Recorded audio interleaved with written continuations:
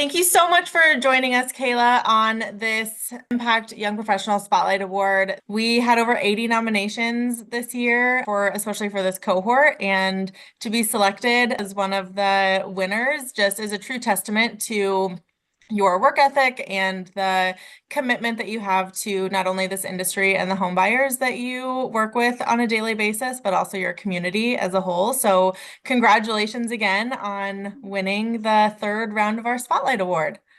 Thank you.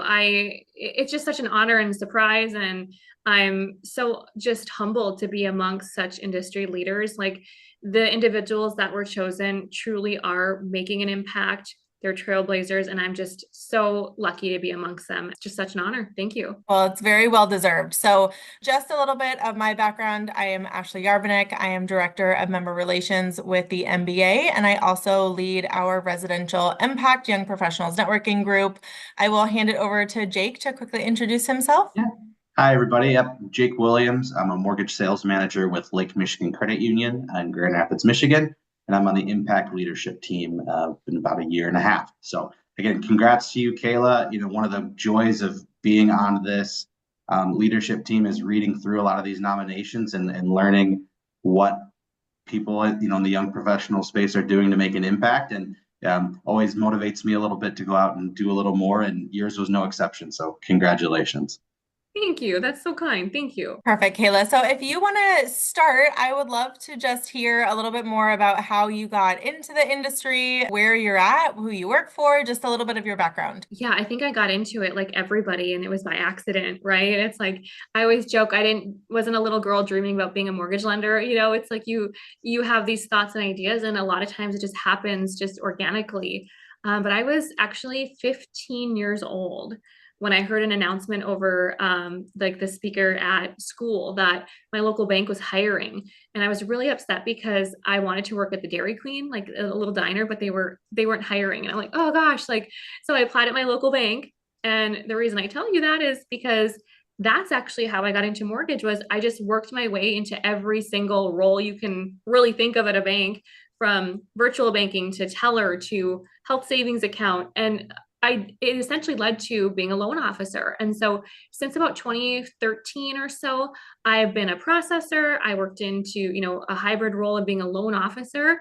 And since 2017, I've been a mortgage loan officer, and I've worked for various banks and mortgage companies. And I'm currently with First International Bank and Trust in Fargo, North Dakota, serving all 50 states, and have been with the company in a total of almost 5 years in May. So serving my customers, my community, and doing mortgage loans for residential clients that are looking to buy, or maybe it's their first home or their vacation home or an investment home.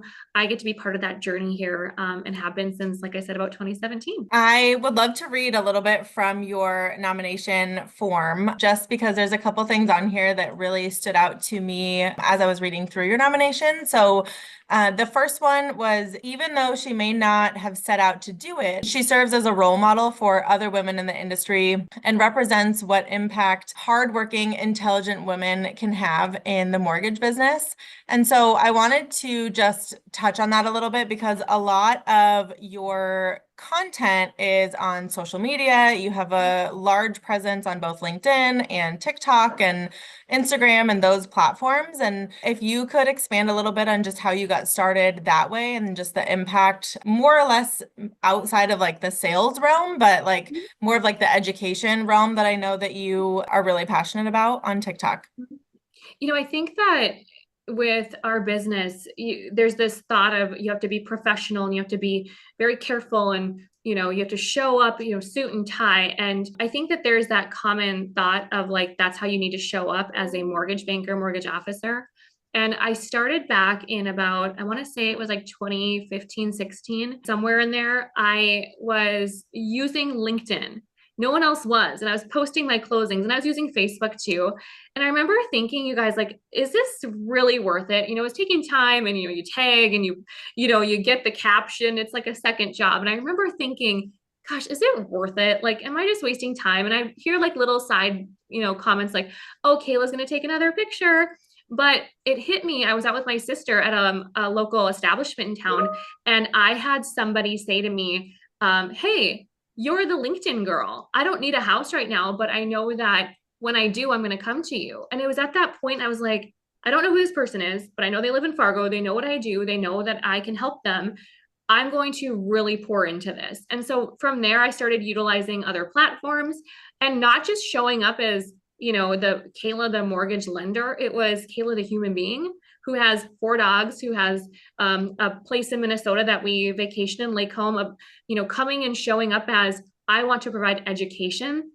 I'm not here to just sell you a program and be like, hey, you can get this program. It's about education and empowerment. And so when I started to really shift a little bit from not just, super professional and here's guidelines, it was, here's Kayla, here's how I help people and how I want to really empower the next home buyer, from a move up, from a first time buyer to someone that's maybe bought 5 homes and never understood the process. Here are platforms that we can truly utilize to reach masses.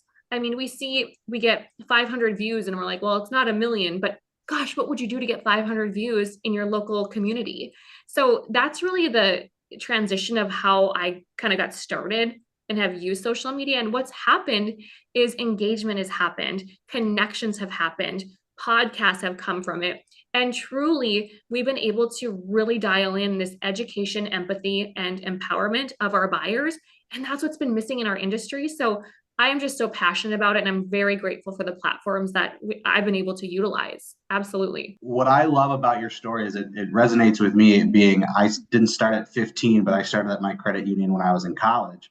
And it was very much kind of bouncing around. And I think that's where some deposit institutions really do a good job of kind of developing that talent. And, you can get into mortgage at a very young age. I know Ashley has a similar experience being could be we're 10 to 15-year industry vets, but we're, still all very much in our 30s. It's a weird thing to say that you've only been doing something like that half your life, but I think that's really cool. And I love the mindset shift when you're posting online, comparing yourself to someone who does that for a living. And like you said, yes, they're getting hundreds of thousands of views, but you're making direct connections, or you have eyeballs on you. Well, it's only 500 people, but those 500 people could be, within a couple mile radius of you. And that's, the most important. If you're speaking to a group of 500 people, even if it's in a 30-second video, that's really what we're after. So how do you manage that? Again, because I know, sales is a big focus, and social media could be a full-time job for a lot of people. How do you kind of manage that energy as you're looking to get maybe things that are going to give you, revenue today in a sales job versus the empowerment and engagement of your audience? How do you manage that energy? Because I could see, for me, I feel like I would get paralyzed and not want to do any of it. So that's awesome for you. I'm just curious, how do you manage both of those aspects? A lot of caffeine, a lot of sleep, to be honest. I think it's not focusing on it being perfect. Showing up and just, your 30-second video, if you are fumbling through words or you have your dog jump out in the background, like, who cares? Like, just be you. If it's when you get so narrow focused on perfection. And I did it. And I spent so much time recording a video. And the ones that were getting the most engagement were the ones where I messed up a word or dropped the camera. And so I think if you kind of just realize that, those things are normal and you just don't fixate on them, it allows you just to not worry so much. I think a lot of people worry what people are going to say. And then they get that, like you said, Jake, that paralysis by analysis. And it's like, you know what? There's going to be trolls. There's going to be people that show up and they don't have a profile picture or a name. They're going to say something, but that's not what I should be focusing on. I'm focusing on the one person that's going to see my post and be like, I had no idea I could skip a payment when I bought a house. Like the little tiny things that we take for granted as loan officers that we think we should just, everyone knows. It's like just dialing it into a 30-second video and posting it. That's my biggest, I guess, piece of advice for balance, because at some point you're going to be looking at this high quality, video that someone's posting, and this video on your iPhone, I promise you, it doesn't make a difference what it is. It's just the message and the person behind it. So that's probably what I would say. But also, truthfully, caffeine. Yeah, a lot of caffeine. I think good advice for the mortgage industry in general, right? It's just caffeine. I love it. Caffeine. Caffeine. Yeah. That's what I tell people I do at conferences. They say, "How do you go for four or 5 days, just like these crazy hours?" And I see caffeine and adrenaline. That is what Yeah. keeps me Yep. moving and keeps me going. Well, and I love the fact that you said too that just because you're posting and maybe there isn't a ton of like direct engagement, people are still seeing it. And the fact that he like came up to you in the coffee shop and said, "Hey, I know who you are," or "Hey, you're the LinkedIn girl. Like I saw you and I love what you do." It just like validates that there's so many more eyes than you think that could be on these posts. So for people to post and then like don't get discouraged if there isn't Yeah. like so much engagement, or don't be comparing yourself to other people who have been doing it for however many years, because like they're just starting, and just being your authentic self, like you said, is exactly the way to go, and people are seeing it. So, shifting gears a little bit, I wanted to touch on some of the things that you do within your community. And I wanted to read another little excerpt from the nomination that I absolutely love. And there's two different things, so I'll have you touch on both. It says that you're an ambassador for the First Home IQ, and then you served on the communications committee with the Fargo-Moorhead Area Association of Realtors, and then you serve on the Homeward Animal Shelter Board of Directors.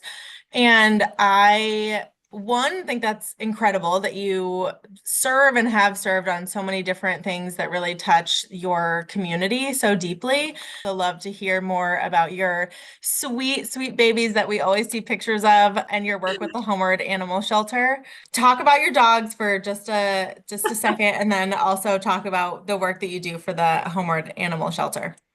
Can I talk about my dogs? Gosh, I don't know. Do we have another hour? Yes. So my husband and I have rescued 4 dogs in the last almost 10 years, and they're mostly pit bull. They all came from, rescue shelters. And I didn't know a whole lot about rescue. I grew up on a farm. My dog lived on a farm. When my husband said we would have a dog inside our house, I was like, wait, what? Wait, where does it sleep? And all 4 of our dogs live the best life. They all sleep in bed with us, but they love the lake. They are the biggest babies. They are our lives. And it's really created such a passion in my heart, my husband's heart, to find ways to give back in any way. And so I started volunteering with Homeward Animal Shelter at their events, and that led to me being on their board of directors and serving as treasurer. And I have been honored to be part of this board and to really see the needs of our local community, to rescue, to rehome, to reshelter, to like essentially take care of these animals that need us, that don't have a voice. I think of children, I think of elderly, and I think of animals. A lot of them don't have voices. Elderly don't have voices. Children don't have voices. Same with our animals. And so to see the need really like at the root, I had no idea. And then once I got involved, I saw the need. So I sit on the board, we attend their charity events, we give back, we donate as much as we can. And I am so honored to be part of an organization that truly believes in this mission. In fact, we are running out of space right now at our facility. So we are now in the pursuit of building a new one. We've purchased land, and we are on to essentially taking on a really big role of developing a new facility, a larger facility, so we can help more animals and help our community more. That's incredible. Being a dog lover myself is, I think that work, and I don't know a lot about the rescue community, but I definitely know that there is a need. And so I commend you wholeheartedly for the work that you do, and keep posting pictures of those sweet little doggies. I love seeing them. I love seeing them all dressed up in their costumes for Oh, yeah. Halloween. That was adorable. So yes, please keep posting because I love seeing them. They're Well, adorable. they do have their own Instagram, for_Lil_Pibbles. So just putting it out in the world, go follow them. That's so funny. Well, thank you so much. Do you have any questions for Jake or I before we wrap up? I just want to share that I'm so honored to be part, like I said, of the group that was selected. And I love seeing the passion that you two have to make this a significant, like recognition, essentially. Like it's such an honor because when I see other leaders really working hard to make a change, and I see their mindset, I can see that just being a snowball effect. So I just want to commend you guys for taking time to highlight us and recognize us. It means the world. So thank you. Thank you for saying that. Alrighty. Well, thank you so much, Kayla, for being here with us today. It's been a pleasure getting to talk to you, getting to know you a little bit more. Congratulations again for being Yes, congrats. selected. It is very, very well deserved. Thank you so much. You have a great rest of your day. Guys, bye.